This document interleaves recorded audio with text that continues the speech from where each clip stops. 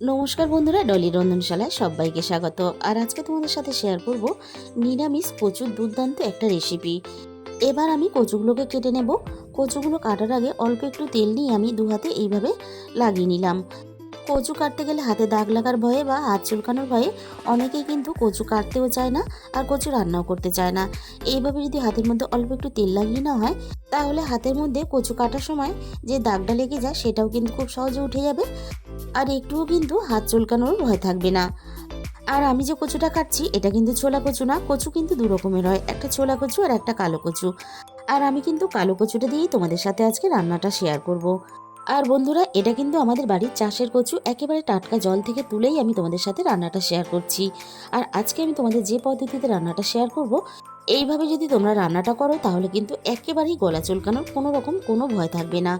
প্রথমে আমি কচুর ডাঁটাগুলোকে এইভাবে ছোট ছোট টুকরো করে কেটে নেব।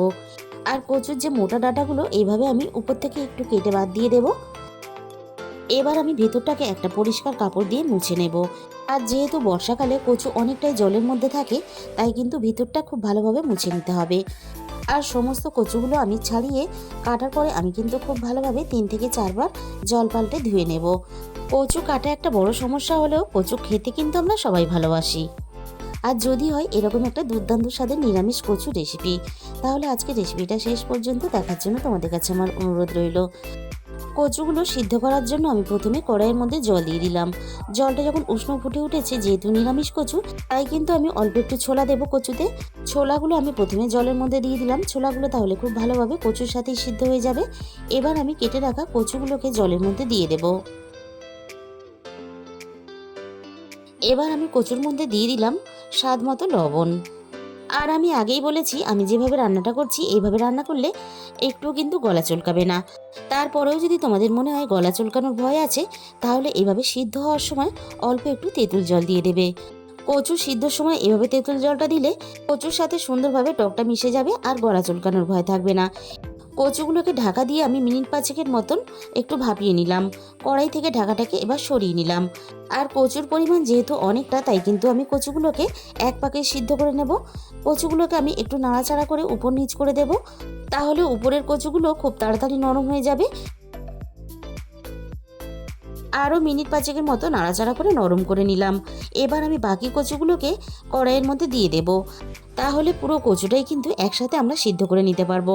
আলাদা আলাদা করে সিদ্ধ করে সময় নষ্ট করার কোনো প্রয়োজন নেই, এভাবে একসাথেই কচুগুলো কিন্তু আমরা সিদ্ধ করে নেব। যতটা বাকি কচু ছিল সিদ্ধ করার জন্য, সবটুকুই কিন্তু আমি কড়াইয়ের মধ্যে একসাথেই দিয়ে দিলাম।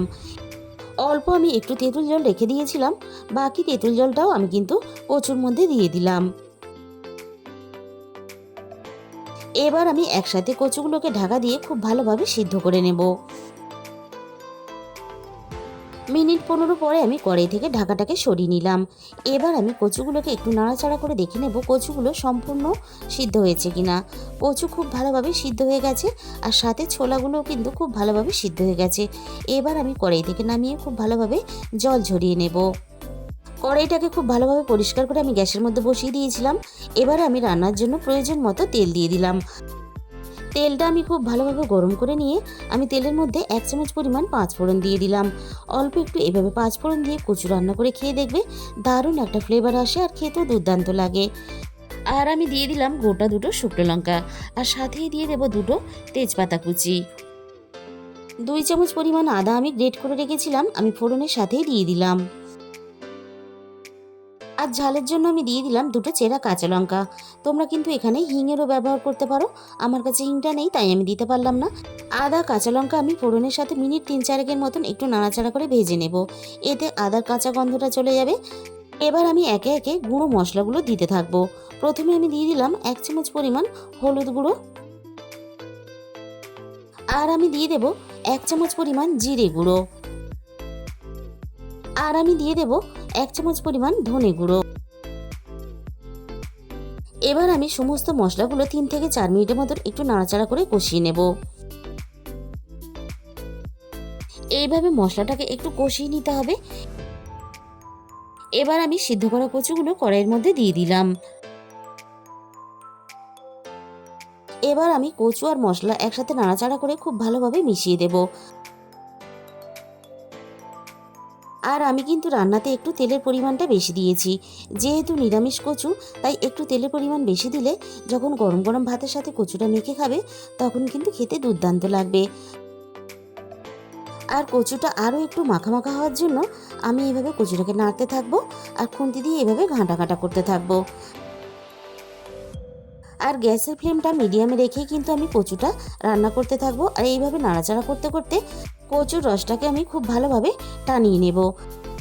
আর খুব তাড়াতাড়ি যাতে কচুর রসটা টেনে যায় তার জন্য আমি কড়াইয়ের গায়ে এভাবে একটু ছড়িয়ে দিলাম।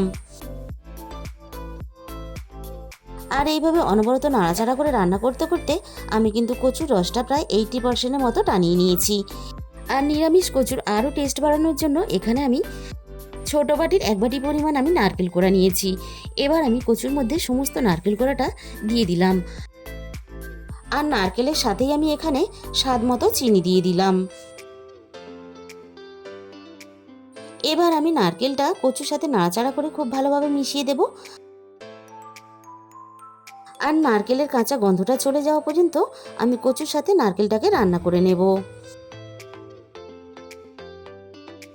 আর নিরামিষ কচু এভাবে ছোলা আর নারকেল একসাথে দিয়ে রান্না করলে রান্নার স্বাদ কিন্তু দ্বিগুণ বেড়ে যায়। আর রান্নাটা কিন্তু আমার প্রায় রেডি হয়ে এসেছে। আর নারকেলের সাথে আমি কচুটা কিন্তু খুব সুন্দর করে শুকনো শুকনো করে দেখো রান্নাটা করে নিয়েছি। সব শেষে আমি রান্নাতে 1/2 চামচ পরিমাণ গরম মশলা গুঁড়ো দিয়ে দিলাম। আর বন্ধুরা, একদিন হলেও তোমরা এভাবে নিরামিষ কচু রান্না করে খেয়ে দেখো, চিংড়ি কচুর স্বাদকে কিন্তু হার মানিয়ে দেবে। তাহলে বন্ধুরা, আজকের এই রেসিপিটা ভালো লাগলে প্লিজ একটা ভিডিওতে লাইক করে দিও আর নিজেদের বন্ধুদের মধ্যে প্রচুর প্রচুর শেয়ার করে দিও। আর যে সমস্ত নতুন বন্ধুরা এখনও পর্যন্ত আমার চ্যানেলটাকে সাবস্ক্রাইব করেনি, এরকম নতুন নতুন ভিন্ন স্বাদের রেসিপি পেতে অবশ্যই আমার চ্যানেলটাকে সাবস্ক্রাইব করে পাশে থাকা বেল আইকনটা অল করে দিও। তাহলে আমি যখনই কোনো নতুন রেসিপি আপলোড করব সবার আগে তোমার কাছে পৌঁছে যাবে। আর তোমাদের মূল্যবান সময় দিয়ে আমার আজকের এই রেসিপিটা শেষ পর্যন্ত দেখার জন্য তোমাদের সবাইকে অসংখ্য ধন্যবাদ। আজকে তাহলে এই পর্যন্ত, দেখা হবে অন্য কোনো নতুন রেসিপির সাথে।